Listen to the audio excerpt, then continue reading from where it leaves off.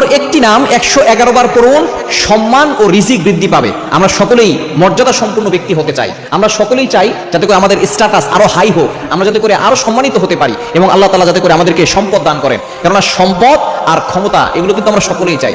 সম্মান চায় না কে?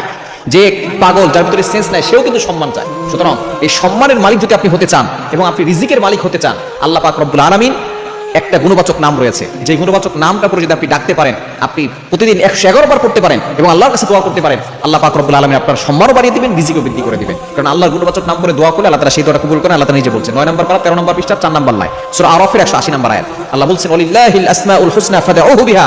আল্লাহর এই গুণবাচক নাম করে দোয়া করলে আল্লাহ তাআলা সাথে সাথে কবুল করেন। এই গুণবাচক নামটা হচ্ছে আর রাফিউ। আপনি এটা পড়বেন ইয়া রাফিউ, ইয়া রাফিউ, ইয়া রাফিউ। আপনি যদি এটা 111 বার পড়েন, প্রথমে 3 বার দুরূদ শরীফ পড়বেন, পরে 3 বার দুরূদ শরীফ পড়বেন, এর মাঝখানে ইয়া রাফিউ আপনি 111 বার পরে আল্লাহর কাছে দোয়া করবেন, আল্লাহ পাক রব্বুল আলামিন আপনার মর্যাদা উঁচু করবেন, আপনার জীবনের বরকত দিবেন, আপনার রিজিক আল্লাহ তাআলা বরকত দিবেন, আপনার সম্মান আল্লাহ পাক রব্বুল আলামিন বাড়িয়ে দিবেন।